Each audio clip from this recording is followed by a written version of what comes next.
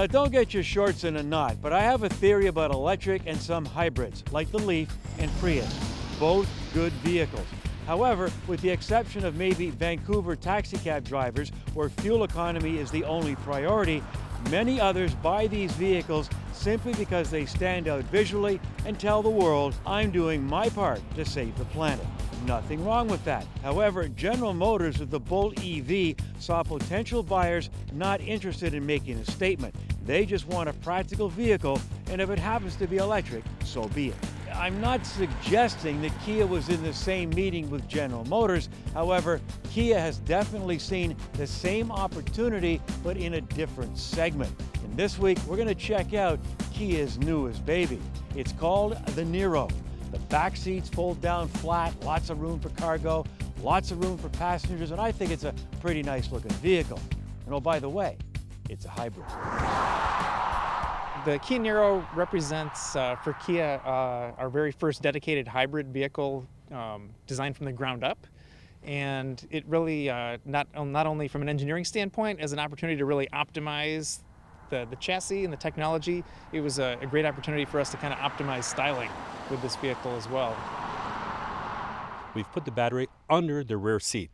Advantages to this: you do not hinder any of the cargo space, nice flat floor with a 60/40 seat fold down, but also now the battery is in the middle of the car, very low gravity, so handling of the vehicle is fantastic. Having a platform where we've dedicated to something like this is a huge step forward for us. It means a lot. We're trying to get customers into our showrooms that have never been there before.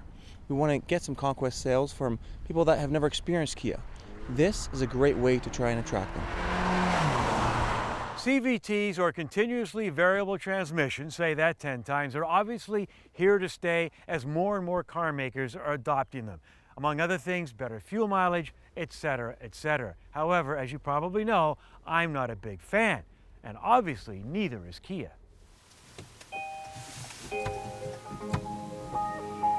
We have a 1.6-liter GDI engine, Atkinson cycle like in our other hybrids, 104 horsepower, also with a 6-speed dual clutch transmission, which gives you better efficiency, but also better performance and fuel economy. Adding to that the hybrid technology now, which is our lithium-ion battery, 1.56 kilowatt per hour, and the electric motor, and combined you have 139 horse, but even more important, 195 pound-feet of torque at 1,000 RPM. If you look at any dedicated hybrid that's out there, the kind of the general motif has been to make vehicles that really overstate the fact that they're hybrids. You know, there's no mistaking it's a hybrid. So this was a really good opportunity to kind of reevaluate the stylistic direction. You realize pretty fast the technology is a no-brainer. People love going to the gas station less often, you know, even if they're not trying to save the planet. It's a convenience and it's a money saver. Here's our radical idea. We'll make a car that doesn't look radical. It's just a handsome car.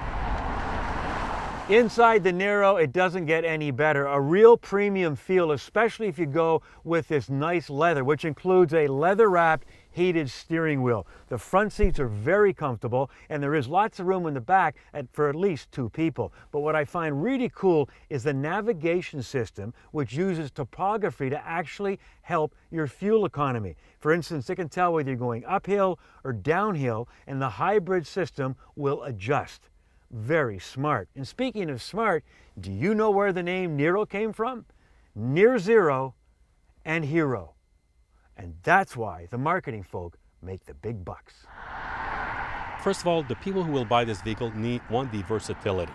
Okay, they want a car that is a subcompact crossover, that is easy to drive, great design, but also has a versatility for cargo space, passenger space, and not being able to stop at the gas station every 2 days, maybe going 2 weeks without going to the gas station. No one would pick this out of a police lineup for being a hybrid vehicle, and that was our goal. Yeah, we're looking forward to seeing these everywhere, saving gas and looking cool and making people happy.